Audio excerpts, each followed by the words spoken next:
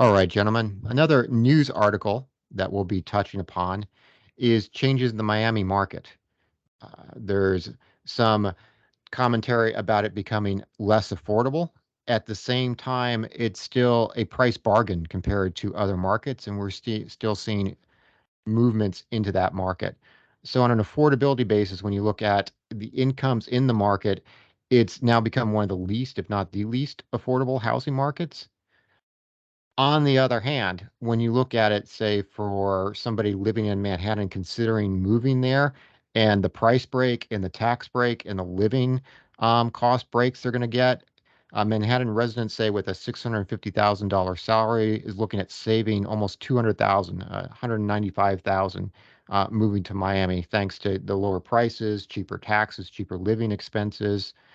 So we're still seeing, even though it's not as much 2021, saw 62% more people moving into Florida than out.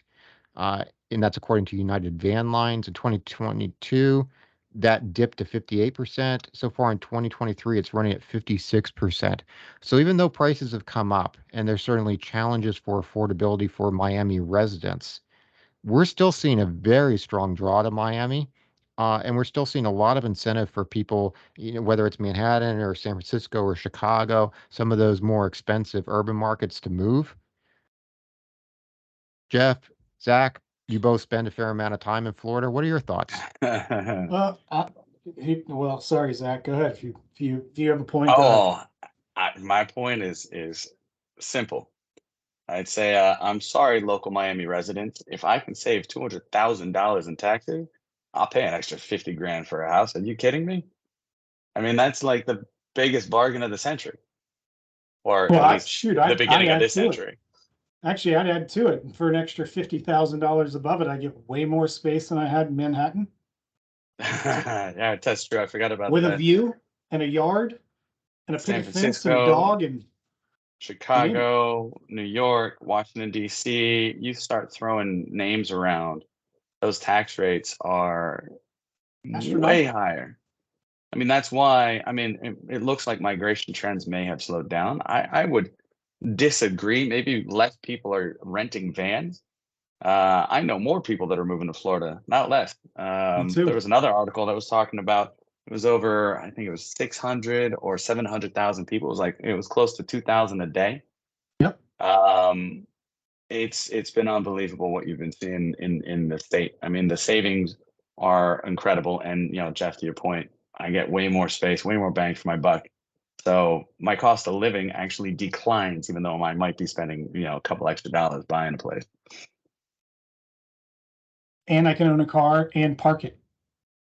So, That's if you want to drag. but I mean, true. That's if you want to drive. You don't have to. I mean, but all those things add up when you start looking if you're in New York City. So, I think you kind of hit the nail on the head. Yeah, You know, a drum I've been beating too is quality of life, right? And for that sure. in New York, San Francisco, Chicago, there since the pandemic, there's definitely been, some increases in crime, different sorts of crime in San Francisco, a lot of it's property crime. You haven't seen that in Miami. Um, and certainly during the pandemic, Miami was one of the places where you could still, to more of an extent, live your life. And people, whether you agree or disagree with that, um, buyers seem to agree with that. A lot of people have chosen Miami as a location that they just consider a better lifestyle. And that certainly goes into like how we look at markets. We generally want to look at a market where we feel that the public policies are going to be supportive of the markets, of the property markets, of the buyers, of the businesses, whatnot. We don't make an ethical and moral judgment, but we make a business judgment.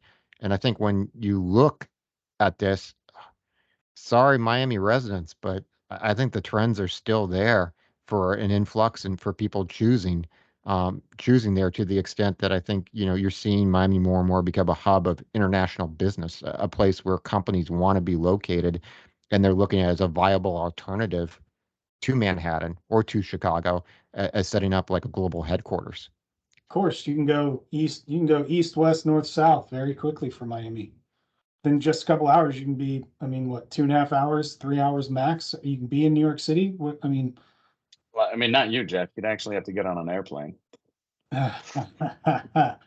mean instead of driving, which I do a lot? Yeah, you're probably right.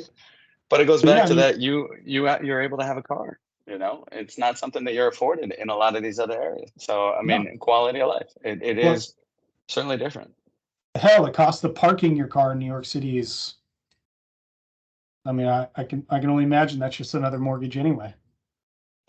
So yeah, I think that while affordability for Miami residents may be going down as prices go up, for a lot of the folks from the areas they're moving, Miami still looks like a buy. And I think this trend still has room to run. For sure. Florida real estate, baby. Okay, thanks, guys.